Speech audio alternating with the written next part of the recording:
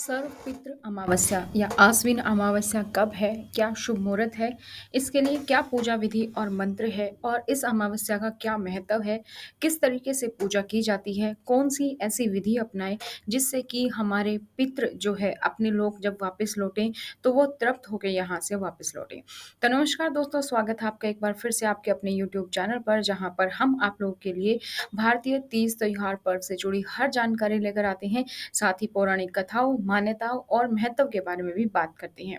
आइए शुरू करते हैं आज के इस वीडियो को। हिंदू धर्म में सर्वपित्र अमावस्या का विशेष महत्व है। अमावस्या हर साल अश्विनी कृष्ण अमावस्या के दिन पड़ती है। इसको महालय अमावस्या भी कहा जाता है। हिंदू पंचांग के अनुसार इस साल सर्वपित्र अमावस्या 25 सितंबर को पड़ रही है। पितृपक्ष का समापन अश्विनी मास की अमावस्या तिथि को होता है और इसी दिन को सर्वपित्र अमावस्या कहते हैं। सर्वपित्र अमावस्या पितृपक्ष का आखिरी दिन होता है। इस दिन पितरों को विशेष तरह की विदाई दी जाती है। हिंदू पंचांग के अनुसार इस बार पितृपक्ष की शुरुआत 10 सितंबर से हुई थी और समापन हो रहा है 25 सितंबर को। सबसे पहले मुहूर्त की बात करें तो हिंदू पंचांग के मुताबिक सर्वपितर अमावस्या इस बार 25 सितंबर को पड़ रही है और आश्विन कृष्ण अमावस्या तिथि की शुरुआत 25 सितंबर को सुबह 3:11 से शुरू हो रही है। वहीं अमावस्या तिथि की समाप्ति हो रही है 26 सितंबर को सुबह 3:22 पर। तो ऐसे में आप 25 सितंबर को यह अमावस्या मनाएंगे। सर्वपितर अमावस्या एक धार्मिक क्रिया है जो कि हमारे पूर्वजों को समर्पित है। सर्वपित्र शब्द ही सभी पितरों या पूर्वजों को दर्शाता है और अमावस्या शब्द का अर्थ है नया चंद्र दिवस। तो बंगाल के क्षेत्रों में इस दिन महालय के रूप में मनाया जाता है, जो दुर्गा पूजा के उत्सव की शुरुआत का प्रतीक है। इस प्रकार इस महत्वपूर्ण दिन को महालय अमावस्या या सर्वपित्र मोक्ष अमावस्या भी कहा जाता है। हिंदू कैलेंडर के अनुसार यह दक्षिण भारत में भाद्रपद महीने में मनाया जाता है और उत्तर भारत के क्षेत्रों में आश्विन महीने में इसका पालन किया जाता है। हिंदू धर्म में इस अनुष्ठान का बहुत ही महत्व है। सर्वपितर अमावस्या के दिन इस श्राद्ध पक्ष की आखिरी तिथि होती है और ऐसा भी कहा जाता है कि अगर कोई पितृ है जिसकी आपको तिथि याद नहीं है तो अमावस्या के दिन जरूर उनके लिए जो है आप निकालें। और अमावस्या का जो सर्वपितर अमावस्या है, ये दिन वो दिन है, अगर आप बीच में किसी का पितृ का कोई भी दिवस भूल भी गए, तिथि भूल भी गए, तो इस दिन आप जरूर इसको मनाएं। तो भक्त विभिन्न श्रद्धाओं का पालन करते हैं। भाद्रपद महीने के दौरान यह अवधि कुल 16 दिनों की होती है, जो पूर्णिमा से शुरू होती है और अमावस्या पर समाप्त होती है। तो क्या रीति रिवाज है इस अमावस्या को लेकर, क्या अनुष्ठान है, किस तरीके से किया जाता है, चलिए देखते हैं।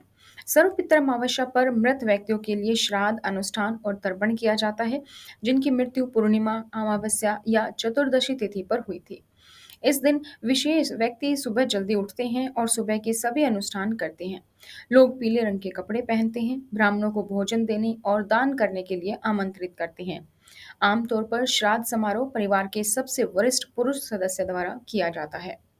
पर्यवेक्षकों को ब्राह्मणों के चरणों को साफ करने और उन्हें पवित्र स्थान पर बैठने की आवश्यकता होती है। सर्वपितर अमावस्या पर लोग पूजा करते हैं और फूलों, दियों और धूप की पेशकश करके अपने पूर्वजों से प्रार्थना करते हैं। पूर्वजों को प्रसन्न करने के लिए उन्हें जौ और पानी का मिश्रण भी पेश किया जाता है।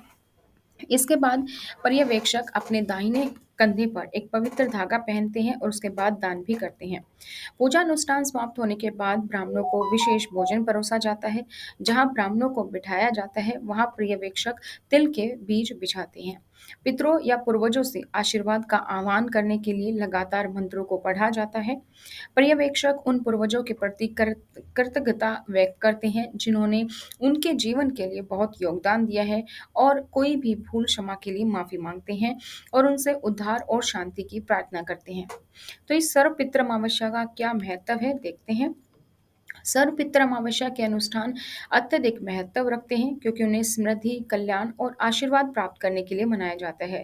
पर्यवेक्षकों भगवान यम का दिव्य आशीर्वाद प्राप्त करते हैं, परिवार के सदस्यों को किसी भी तरीके की बुराइयों या बाधाओं से बचाने का आग्रह करते हैं। इस आध्यात्मिक दिन पर ऐसा माना जाता है कि पूर्वज पर्यवेक्षकों के स्थानों पर जाते हैं और यदि सभी श्राद्ध अनुष्ठान नहीं किए जाते हैं तो वे अप्रसन्नता पूर्वक वापस चले आते हैं। ज्योतिष विज्ञान के अनुसार ऐसा माना जाता है कि पूर्वजों के पिछले पाप या गलत कर्म पितृदोष के नाम से उनके बच्चों की कुंडली में परिलक्षित होते हैं। इसके कारण बच्चे अपने जीवन काल में बहुत बुरे अनुभव भोगते हैं और अनुष्ठानों का पालन करके इन दोषों को दूर किया जा सकता है और पूर्वजों का आशीर्वाद भी प्राप्त किया जाता है। तो इस दिन का क्या लाभ होता है? ये भगवान यम का आशीर्वाद प्राप्त करने में मदद करता है। पर्यवेक्षकों का परिवार अपने जीवन में सभी प्रकार के पापों और बाधाओं से मुक्त हो जाता है। यह पूर्वजों की आत्माओं को मुक्ति देने में मदद करता है और मोक्ष प्राप्त करने में सहायक होता है। यह बच्चों को एक समृद्ध और लंबे जीवन का आशीर्वाद देता है और सर्वपितृ अमावस्या व पितृ पक्ष के समाप्त होने पर महानवरात्रि आरंभ होती है। ज्योतिष विज्ञान के अनुसार भी जो है ये ऐसा माना गया है कि पितृदोष से जो होता है वो बच्चों की कुंडली में पाए जाते हैं और इसके कारण जो अनुभव करते हैं बुरे उनको दोष जो है उनको दूर भी किया जा सकता है। सनातन धर्म में महालया अमावस्या या सर्वपितृ अमावस्या का विशेष महत्व होता है। इस दिन पितरों को दर्पण देते हुए उन्हें तरह तरह के व्यंजन बनाकर अर्पित करते हैं। पितृ पृथ्वी लोक पर आकर अपने परिजनों को आशीर्वाद देते हैं। इस दिन कई तरीके के भोजन बनाकर कोए गाय व कुत्तों को दिया जाना चाहिए। इसके अलावा इस दिन ब्राह्मणों को भोज कराने का भी विशेष महत्व है।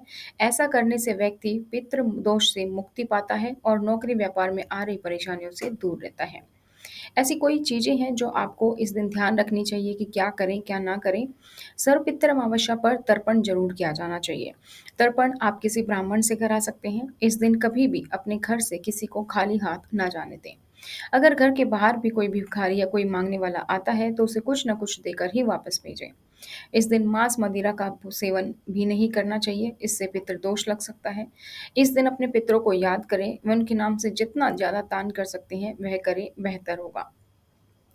इस दिन पृथ्वी लोक से विदा होते हैं पितृ, तो आश्विन माह की कृष्ण अमावस्या को श्राद्ध का अंतिम दिन होता है और इसीलिए इसको सर्व पितृ अमावस्या या महालय अमावस्या कहते हैं।